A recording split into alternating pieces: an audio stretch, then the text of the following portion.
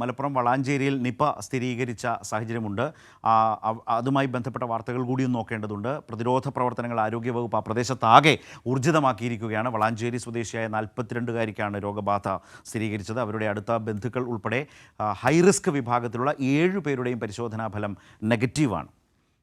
ഇപ്പോൾ സ്വാലിഹ് ചേരുകയാണ്. സ്വാലിഹ്, ഇതിൻ്റെ വിശദാംശങ്ങൾ എങ്ങനെയൊക്കെയാണ്? വളരെ ശക്തമായി തന്നെ ആരോഗ്യവകുപ്പ് പ്രതിരോധ പ്രവർത്തനങ്ങൾ, വേണ്ട നടപടികളൊക്കെ ശക്തമാക്കി ആ ഭാഗത്ത് പോവുകയാണോ?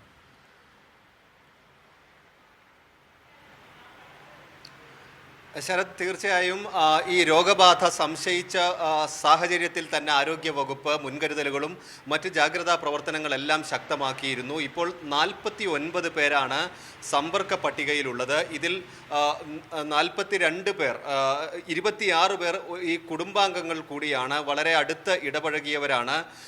6 പേർക്ക് രോഗലക്ഷണങ്ങളുണ്ട്. പക്ഷേ ഇതുവരെ പരിശോധനാ ഫലം വന്ന ഈ 6 പേരുടേതുൾപ്പെടെ പരിശോധനാ ഫലം, സ്രവ പരിശോധനാ ഫലം വന്നിട്ടുണ്ട്. അവർക്കെല്ലാം നെഗറ്റീവാണ്. പക്ഷേ ഈ രോഗലക്ഷണങ്ങൾ ഉള്ളതുകൊണ്ട് തന്നെ ഇവരെ വീണ്ടും പരിശോധനയ്ക്ക് വിധേയമാക്കുമെന്നാണ് മന്ത്രി പറഞ്ഞത്. 3 കിലോമീറ്റർ, ഈ രോഗബാധ സ്ഥിരീകരിച്ചത് വളാഞ്ചേരി നഗരസഭയിലാണ്, ഈ 2ാം വാർഡിലാണ്. ഇതിൻ്റെ 3 കിലോമീറ്റർ ചുറ്റളവിൽ നിലവിൽ കണ്ടെയ്ൻമെൻറ്റ് സോണായി പ്രഖ്യാപിച്ചിട്ടുണ്ട്.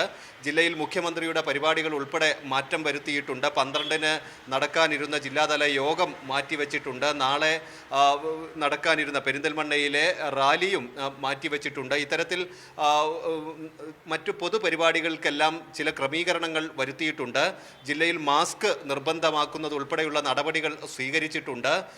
ആരോഗ്യവകുപ്പ് നിപ പ്രോട്ടോകോൾ അനുസരിച്ചുള്ള മുഴുവൻ നടപടിക്രമങ്ങളും ഇതിൻ്റെ ഫലം, ഈ സ്രവ പരിശോധനാ ഫലം പോസിറ്റീവാണ് എന്ന് അറിയുന്നതോടൊപ്പം തന്നെ പൂർത്തിയായി കഴിഞ്ഞിരുന്നു. മന്ത്രിയുടെ നേതൃത്വത്തിൽ ഇന്നും അവലോകന യോഗം ചേർന്നു. ഈ രോഗിക്ക് നിലവിൽ ആൻറ്റിബോഡി നൽകിയിട്ടുണ്ട്.